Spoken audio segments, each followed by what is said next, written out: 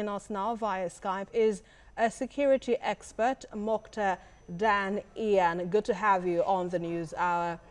So yes, let's start with this now. What are your thoughts on the recent developments regarding the security challenges, and what do you think now could be responsible for the rising numbers of death of our soldiers on the battle line against Boko Haram? Well, firstly, let me offer my condolences to the families of those affected, and of course to all of us as Nigerians. It's a major tragedy to lose any of our service members. As to what's responsible, the truth of the matter is the insurgents decided that they were not going to mount offensives over the last few years, and this year they decided to start mounting them again. They have a lot of sleeper troops. They have a lot of fighters who have been inactive, and they've decided to reactivate them. Not just in Nigeria. They have them in Nigeria, they have them in Cameroon, they have them in Chad, and they have them in Niger. So now a call to arms has been made, and some of those insurgents have picked up arms again and are back on the offensive. Now, would you say that referring the allegations of corruption within the Nigerian Army to the ICC, as suggested by rights group, will bring about the desired transparency and accountability? I don't think it will. I think it's just. I don't think it will have any effect. Period. Because the ICC cannot. What's the ICC going to do? The ICC, first and foremost, you have to make a case against whomever it is you are accusing, and then the government of the country has to turn the person over to the ICC.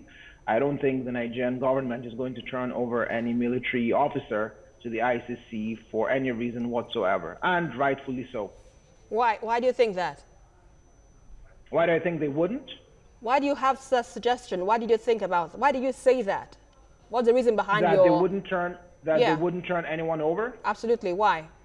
Because at this point in time, and in administrations past, I would like to think we don't have officers who are operating as rogue elements. I think the Nigerian military has internal structures which discipline erring officers, and when they do things which some people in civil society might not agree with, if they are not punished internally, I think it's safe to say that the military hierarchy and the government of the day is quite okay with what has happened.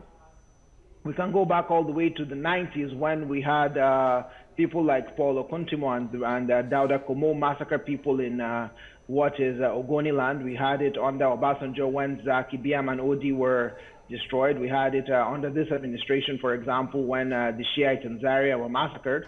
Every single administration seemed to be perfectly okay with those actions, I mean, as despicable as they may be. So I don't think the Nigerian military is suddenly going to say, you know what, let's start sending our officers to The Hague for prosecution. And let's look at the reason for this now. Why, in your estimation, has performance, accountability, and consequences been missing from the Nigerian Army? Well, the Nigerian Army as an institution, if you go back to when it was back about 100 years now, it wasn't designed as an army to serve the people. It was designed as an army to carry out the will of the colonial masters. Glover's houses were the first set of quote-unquote Nigerian troops, and they were not inducted into the service to fight for the Nigerian people. They were inducted into the service back then to subjugate the citizens or the subjects of the British colony at the time.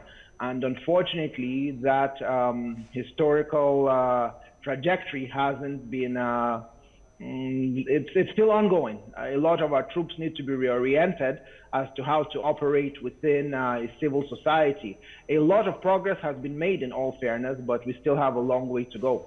Yeah, talking about progress being made, let's not forget that last December, the presidency promised to decimate the group Boko Haram. And unfortunately, we get to see traces of them, attacking small communities and also, causing some damage and wreaking some havoc.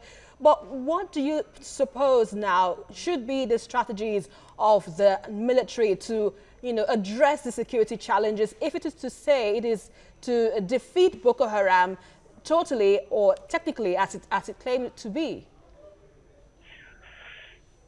Defeating Boko Haram totally, in my candid opinion, is next to impossible, simply because Boko Haram is not just a military force, it's an ideology. It's an ideology based on an extreme form of Wahhabism. It's an ideology based on a repudiation of a secular state. It's an ideology based on having a theocracy as the order of the day. Till people are reoriented properly, it's very difficult to kill that desire within them.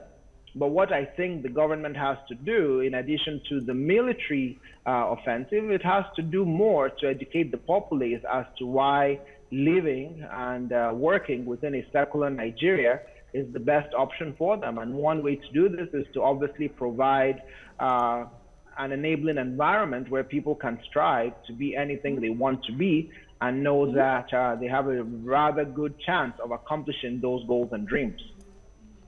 All right, Muktar, would you say that the federal government has, in a way, sabotaged this war by releasing so-called repentant fighters? To call it sabotage, I don't know if sabotage is the right word.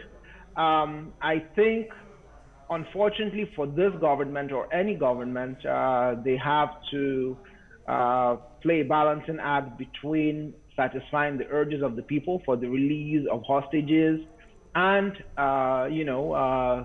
preventing insurgents from becoming stronger.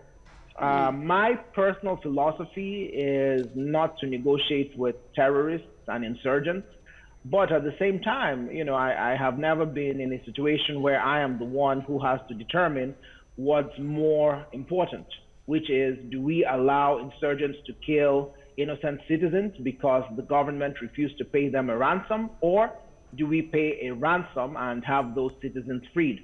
This administration, like the one before it, have had to face those challenges. And I think the administration, based on the information available to them, made a decision that they thought was in the best interest of the people. Does it have repercussions? Absolutely, because some of those people who were released are back to doing what they love to do, which is kill citizens, which is cause havoc in society. If they had not been released, if those insurgents which were held were not released, what would have happened? Well, I think some of the hostages would have been killed, and unfortunately, other insurgents would have risen up through the ranks to take the places of those who were incarcerated. Right. So one way or the other, we would probably still have gotten back to this point. All right, let's leave it for now. Thank you very much, Muktar Dan-Iyan, for your analysis on TVC News Hour. No problem. Thank you for having me.